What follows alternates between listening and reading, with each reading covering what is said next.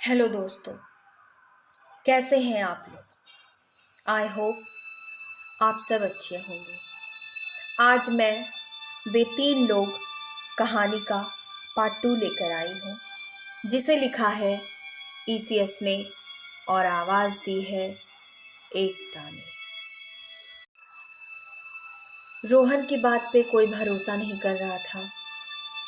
सबको लग रहा था कि जैसे वो शहर में हम सबको डराता था, मजाक करता था, वैसे वो यहाँ पे भी कर रहा है।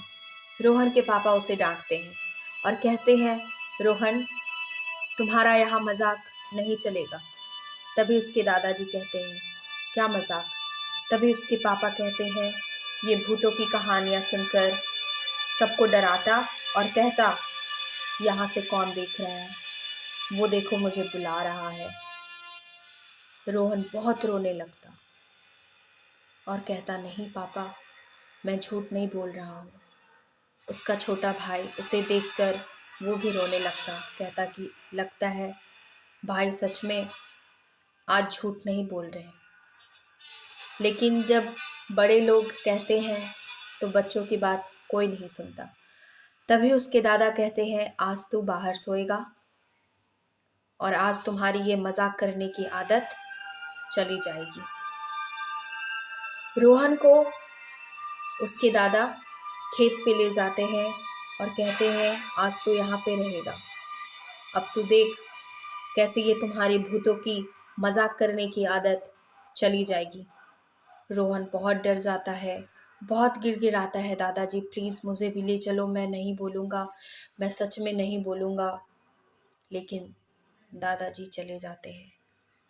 तभी सामने उसके आगे वे तीन लोग खड़े रहते हैं और जिसकी आंखें अजीब रहती है वो रोहन के आगे आता है, उसे छूने की कोशिश करता है, लेकिन रोहन को छू नहीं पाता। रोहन बहुत चिल्लाता है, बहुत डर जाता है, उसे समझ नहीं आता है कि क्या करे। तभी तभी रोहन के कंधे पे किसी का हाथ रहता है। रोहन जब पीछे मुड़ के देखता है, उसके दादाजी रहते हैं और कहते हैं, चल घर चल। रोहन जब घर पहुंचता है, उसे सामने उसके दादाजी दिखते हैं। वो दरवाज़ा खोलते हैं। तभी उसके दादाजी दरवाज़ा खोलते हैं। रोहन उन्हें देख के बेहोश हो जाता है, समझ नहीं आता है उसे। फिर जल्दी से सब उसे अंदर ले जाते हैं। उसे देखते हैं, बहुत फीवर रहता है उसे।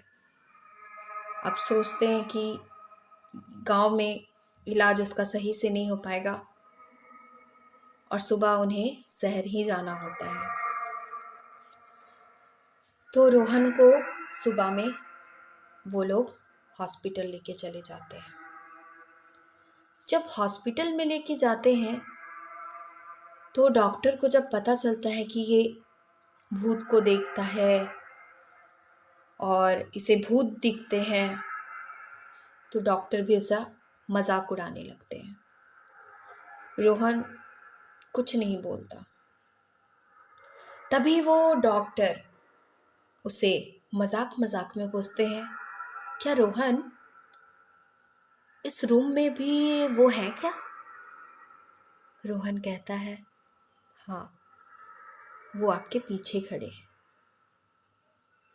लेकिन डॉक्टर मजाक में हंसने लगता है, बता अच्छा ये बताओ कि अगर मैं अभी लाइट बंद करूँगा तो क्या वो मुझे आएंगे देखने? बोलता लाइट बंद मत करना तुम। जब डॉक्टर कहता है कि क्या वो ये रूम में है, रोहन कहता है हाँ। तो क्या मैं लाइट बंद कर दूं? वो मुझे दिखेंगे अभी? हाँ बिल्कुल दिखेंगे। डॉक्टर जब लाइट बंद कर देता है तभी उसके कंधे पे कोई बैठा रहता है और उसे उसके गर्दन पे जोर से काटता है। डॉक्टर को समझ नहीं आता है कि कौन है।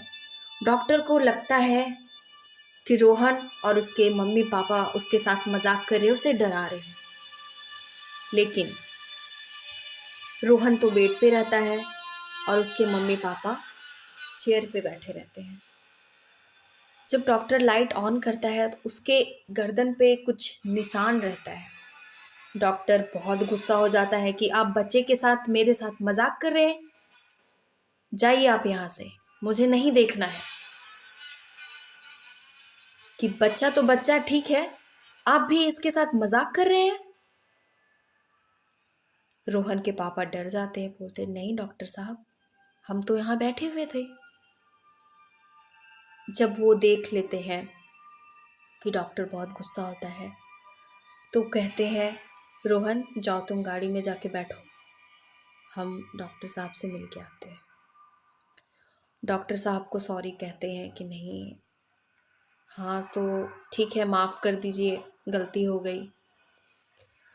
उसके बाद फिर रोहन अपने घर पहुंचता है और अपने रूम में जाके वो सो जाता है। उसकी माँ उसके लिए बहुत परेशान हो जाती है कि जो लड़का पहले इतना हंसता था, खेलता था, भूतों की कहानियाँ सुनता था, आज वो बस एक रूम में जाके बंद है। उसकी माँ उसे रूम में जाके उसे खाना खिलाती थी, या तो वो एक निवाला खाता या दो निवाला खाता और फिर सो जाता। उसकी बॉडी ऐसी हो गई थी जैसे वो बुढ़ा हो रहा है। था तो वो 12 साल का, लेकिन लग रहा था वो 40-45 साल का। समझ नहीं आ रहा था उसके फैमिली को कि क्या हो गया ऐसे। जब उसकी माँ आस पड़ोस में जाके अपने रिश्तेदार के बारे में, कि मेरे रिश्तेदार के बच्चे को ऐसा कुछ हुआ है तो क्या किया जाए, तो उसकी पड़ोसन कहती है कि देखो बहन, आप तो इतने मॉडर्न हो कि आपके घर पे एक मूर्ति भी नहीं है भगवान की। इतना भी मॉडर्नपन सही नहीं है। ना आप पूजा पाठ करते हो, ना कोई भगवान की फ़ोटो रखते हो।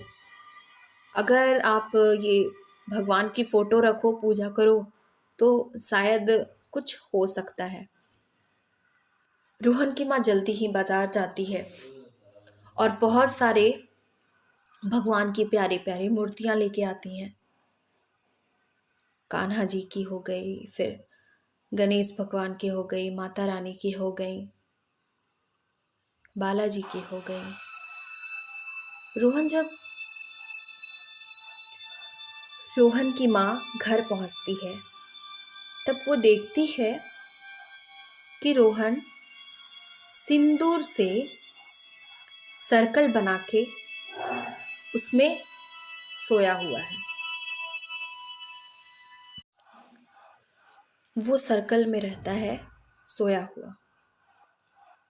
उसकी माँ कहती है ये क्या हाल बना रखा है तूने घर का। रोहन तभी अपनी माँ के पास आता है और उन्हें अपनी माँ के पास आता है और उनसे सारी मूर्तियाँ छीन लेता है, तोड़ देता है। लेकिन उसमें एक ऐसी मूर्ति रहती है जो टूटती नहीं है और वो बालाजी की होती है, हमारे विष्णु भगवान की। पता नहीं वो जानवर की तरह चल के अपने रूम में जाता है। उसकी माँ उसे देख के बहुत डर जाती है। ऐसा वो चलता है जैसे वो कितने टाइम से ये प्रैक्टिस कर रहा था वो चलने की, या उसकी वैसे ही चाल थी। और रूम में जाके उसका दरवाज़ा बंद हो जाता है। उसकी माँ बहुत डर जाती है। अब कहती है उसे, रोहन मत कर, मुझे बहुत डर लग रहा है, मत कर ऐसे। तू क्यों कर रहा है? अब तेरे पापा आएंगे, मैं बोल दूंगी। तो दरवाज़ा खोलने को कहती है रोहन को, लेकिन वो नहीं खोलता। बहुत बोलने के बाद, बहुत प्यार से बोलने के बाद रोहन का दरवाज़ा खुद खुल जाता है। उसकी माँ रोहन को आती है सामने, उसका हाथ पकड़ती है और कहती, क्या हुआ बेटा तुझे? क्यों तू ऐसे कर रहा है? रोहन कहता है, माँ मुझे बहुत भूख लगी है, माँ मुझे बहुत भूख लगी है, मुझे खाने को दो। उसकी माँ बोलती है, रोहन तू कितने टाइम से नहीं बोल रहा था, कितने टाइम बाद मैं तुम्हारी आवाज़ सुन रही हूँ। क्या हुआ बेटा? तुझे बोलना, तुझे बोलना क्या हुआ? बोलती है, माँ मुझे ये लोग नहीं रहने दे रहे, माँ मुझे बचा लो, माँ मुझे बहुत डर लग रहा है, माँ प्लीज़ मुझे बचा लो। लेकिन उसकी माँ जब उसके बेड पे बैठती है, फिर वो वैसे ही हो जाता है और फिर बाहर चली जाती है। समझ नहीं आता है उसे, क्या करूँ क्या करूँ, कैसे मेरा बच्चा ठीक होगा। तभी उसके पापा और उसके छोटे भाई घर पे आते हैं। रोहन एकदम नॉर्मल रहता है। उसकी माँ सब कुछ बताती है रोहन के पापा को कि अभी ये सब हुआ। तभी उसके आस पड़ोस वाले लोग आते हैं, तभी देखते हैं कि ऐसा है पूरा घर में, पता नहीं क्या। तभी एक औरत आती है, कहती है कि आपके बेटे पे कुछ है जो आप समझ नहीं रहे हो। एक बात गौर कीजिएगा, जब रोहन की माँ रोहन का हाथ पकड़ी हुई थी, तभी उनके हाथ में वो बालाजी की फोटो थी। तब रोहन बोल रहा था बहुत अच्छे से, जैसे वो पहले की तरह नॉर्मल।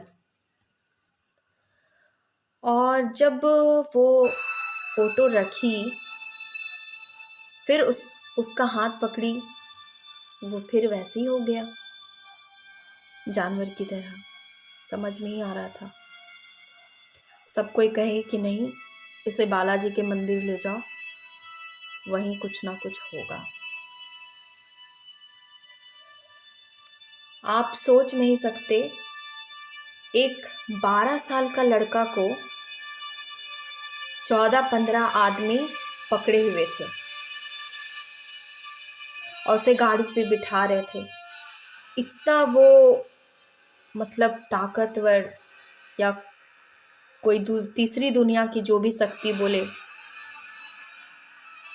एक पड़ोसी के पास एक मूर्ति थी, उसने उसकी माँ को दिए, बोला ये लेके जाओ, आप अच्छे से पहुंच जाओगे बालाजी का मंदिर। वो लेके जब मंदिर गए, वहाँ का पंडित उस बच्चे को देख के बहुत अजीब सा बोले, आपको क्या लगता है, आप जो कह रहे हो मुझे कि 3 लोग इसको दिखते थे, लेकिन आप अभी जो लेके आए हो इस बच्चे को, इसके साथ 16 लोग आए हैं।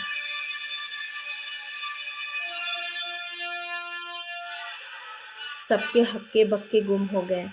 ये मतलब समझ ही नहीं आ रहा था। तब जाके बालाजी के मंदिर में रोहन को होश आया अच्छे से। तब उसने कहा कि मैं दिन रात तक सोता नहीं था, मुझे आईने के पास पता नहीं कौन कौन से लोग मेरे से बातें करते थे, अपने काम करवाते थे। मुझे समझ नहीं आ रहा था कि मैं किससे क्या बात करूं। और ये मुझे गंदी गंदी चीज़ खाने के लिए देते थे और मैं बहुत डर जाता था, मैं बहुत रोता था, लेकिन वो छोड़ते नहीं थे मुझे। रोहन ने सारी बातें अपने मम्मी पापा को कही। वो बहुत रोने लगे कि इस छोटे से बच्चे को इतना तकलीफ़ हो रहा था और हम समझ नहीं सके। इसलिए कहते हैं दोस्तों कि भगवान है, तभी तो रोहन भी बचा। इसलिए आपका मन जैसा भी हो, सही हो या गलत हो, भगवान की पूजा करें और उनका हमेशा नाम लें और बच्चों को ये सबसे दूर रखें कि जिसे वो मजाक समझता है वो हकीकत होती है। आई होप आपको ये कहानी अच्छी लगी होंगी, तो आप इसे लाइक कीजिएगा, सब्सक्राइब कीजिएगा, शेयर कीजिएगा और कमेंट कीजिएगा। और हाँ, आपके पास अगर कहानियाँ हो तो आप हमें व्हाट्सएप पे मैसेज कीजिएगा। Thank you.